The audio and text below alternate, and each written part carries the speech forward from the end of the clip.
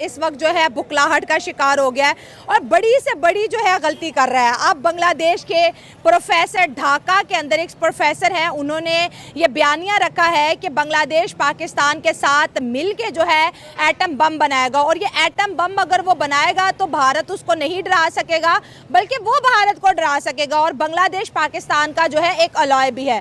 ये जो खबरें हैं इससे ये साबित हो रहा है कि बांग्लादेश का जो है बेड़ा गर्क होने में कुछ महीने नहीं कुछ ही दिन बाकी है।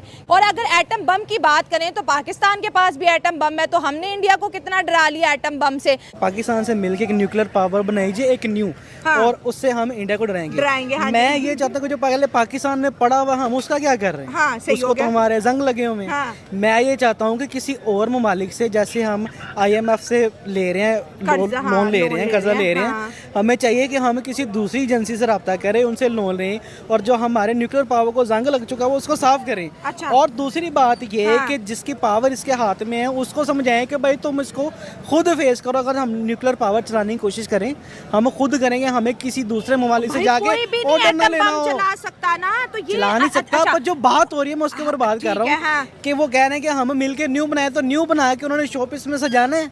न्यू जो नहीं बने पड़े अब हुए पाकिस्तान एक एटमी पावर है, इंडिया एक एटमी पावर है, बांग्लादेश के पास तो कख भी नहीं है। वो कह रहे मैं भी एक एटमी पावर बन जाऊंगा, हाँ, और इंडिया को और मेरे ऊपर भी कोई बंदा आ जाएगा जो मुझे बताएगा भाई तुम्हारे पास एटमी पावर है, हम तुम्हें कर्जा भी देंगे, हम तुम्हारा सारा कुछ ये करेंगे। जब मुल्क दवाले निकल जाएगा और बाद में वो जो हमने एटमी ताकत अपने सर से बनाई होगी जो उन्होंने मिलके बनाई होगी पावर, एटमी पावर, न्यूक्लियर पावर जो बनाई होगी, वो हमें कर्जा दे दे के हमें उस पॉइंट पे ले जाएंगे। हमारे मुल्क का दिवालिया हो जाएगा, हमारा मुल्क गुजर जाएगा और वो एटमी ताकत फिर उनके बम का करना क्या है। ठीक है, जो हमारे पास है हमने उससे क्या यूटिलाइज कर लिया अब तक, कोई फायदा। हमारे हालात देख लें, मेरे ख्याल बनाने के बाद हम ज्यादा वर्स्ट कंडीशन में चले गए। आप कंडीशन देख लें ना 99 से पहले की और 99 की बाद की, हमारे हालात बेहतर है या बुरे हैं। वो एक शेर है ना कि पहलू में बिठा के यार को रात भर, ठीक है, जो कुछ नहीं करते वो कमाल करते तो इसका मतलब आप कमाल करते हैं। मेरा नहीं ख्याल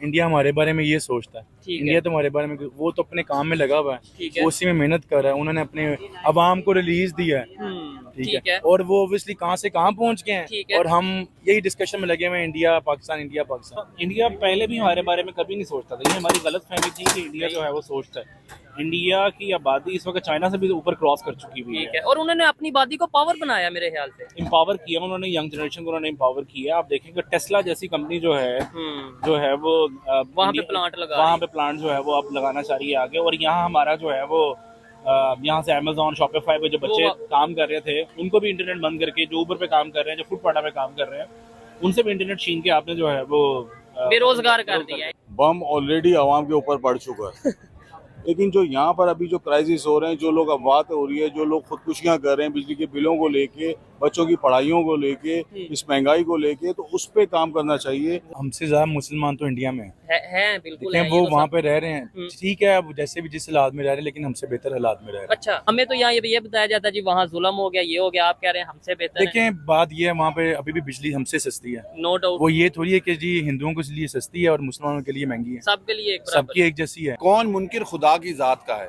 कौन मुनकिर खुदा की जात का है। असल मसला इक्तिसादियात का है।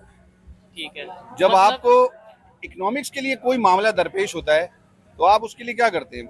मौलवी के पास गए आज तक? नहीं।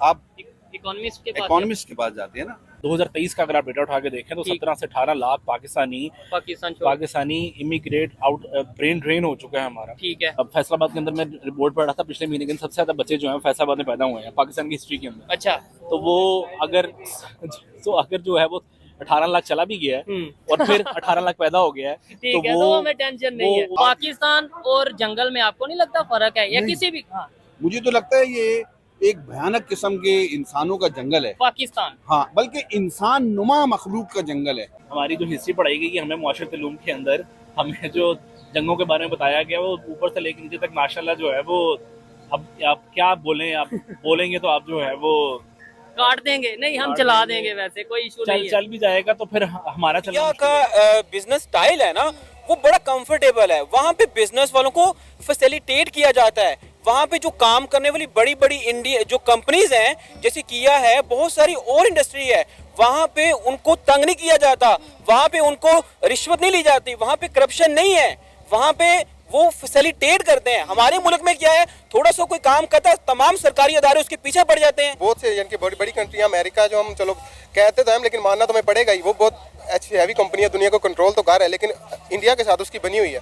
हम तो उसको आगे दिखाते हैं तो हमने हमारा मसला तो बनना है। अब अगर वो हम कहते हैं उनकी इकानमी ज़्यादा है तो उनके अपने, अब उसमें हम सिर्फ ये नहीं कह सकते उनके जो वज़ीर आज़म है नरेंद्र मोदी बहुत बड़े अच्छे इंसान है, यानी अच्छे लीडर हैं। ये अच्छे लीडर नहीं है। हम आज भी मकरूज इसलिए हैं कि उनके जो है सियासतदान हैं वो अगर कुछ खाते हैं लेकिन वो अपनी कौम पे लगाते भी हैं। हमारे सियासतदान तो सिर्फ खाते हैं, खा के फिर भाग जाते हैं, फिर आ जाते हैं, फिर भाग जाते हैं, बस इसके अलावा इनके पास और कुछ नहीं है। और हम इंशाल्लाह अगर कोई अच्छा को हुक्मरान आया, जैसे आया था हमारे पास, लेकिन उसको भी हमने बेचारे को जलील करके अंदर पहुंचा दिया। अब देखें, अब अगर कोई अल्लाह ताला अपना रहम करे तो करे हमारी कौम पे, वैसे कोई हमारी इस काबिल नहीं है कौम के इसके ऊपर रहम किया जाए। इंडिया की आईटी इंडस्ट्री देखें आप कहाँ चली गई है। हमारे यहाँ पे अभी तक वो फायरवॉल के इश्यूज, नेट के इश्यूज और फ्रीलांसर को तंग कर दिया इन्होंने, और किसी को तो इकोनॉमी तबाह हो गई है। मैं खुद फ्रीलांसर हूँ, मैं तंग आ गया हूँ, मेरे प्रोजेक्ट्स जा रहे हैं मेरे हाथ से, वो ट्रस्ट ही नहीं करते। वो कहते हैं भाई आपके हर मसले हैं।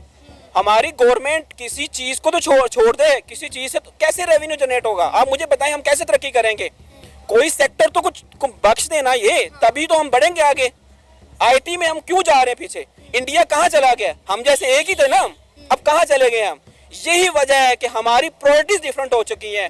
हमारा जितना खाने वाला तबका है वो उसको नोच के खाई जा रहा है। जितनी इंडिया में गुर्बत है शायद ही किसी मुल्क में हो। किसने कह दिया आपको इंडिया में गुर्बत है? आपको पता है पिछले दिनों एक रिपोर्ट आई थी, उसके मुताबिक कहा गया है कि इंडिया में गुर्बत बहुत ज़्यादा कम हो गई है क्योंकि वहाँ पे स्टार्टअप्स लग रहे हैं, वहाँ के बेरोजगारों को नौकरियाँ मिल रही हैं।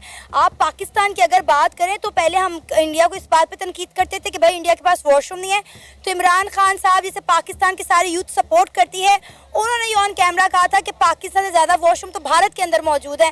तो हम हमेशा देखें, हम इंडिया की सारी चीज़ें भूल के वॉशरूम पे और गुर्बत पे क्यों आ जाते हैं? क्यों नहीं देखते वो आईटी में क्या कर रहे हैं, साइंस में क्या कर रहे हैं? उनके मुल्क में टेस्ला आ गया, आईफोन आ गया, ये चीज़ें हम क्यों नहीं देखते? हमारा दिमाग गुर्बत पे और वॉशरूम पे। सबसे बड़ी सॉफ्ट पावर जो है ना, वो 3-4 चीज़ें जो है ना वो डिफाइन कर रही होती हैं। पहले आप जो है ना वो आपकी आवाम वहाँ पे जाती है। जिस तरह से आप ये देख लें कि अब पूरी दुनिया में जो है ना वो एक उनके कल्चर में पेनिट्रेट हो चुके हैं इंडियंस जो है ना वो। आप ये देख लें अमेरिका में कोई ऐसी यूनिवर्सिटी नहीं है जहाँ पे आपको जो है ना उनके जो है ना वो टीचर्स नहीं मिलेंगे, ठीक है। अब क्योंकि जब हम जाके वहाँ पे रहते हैं, हमारा देखते हैं, वो तो उससे इन्फ्लुएंस होते हैं और फिर कई हमारे दोस्त बनते हैं जो उसके हवाले से वो इंडिया में आते हैं। फिर दूसरा होता है आपकी मीडिया पावर। अब आप ये देख लें कि इंडियन मूवीज़ बनती हैं, ठीक है, वो देखी जाती हैं पूरी वर्ल्ड वाइड जो है ना वो। इंडिया की मीडिया पावर बहुत बड़ी है। वो जो है ना वो वहाँ पे जाती हैं और देखी जाती हैं, उससे उनको उनके रिलीजन का पता चलता है, उससे ही उनकी जो है ट्रेडिशंस का जो है ना वो कल्चरल जो है ना वो एक चीज़ जो है ना वो आ जाती है।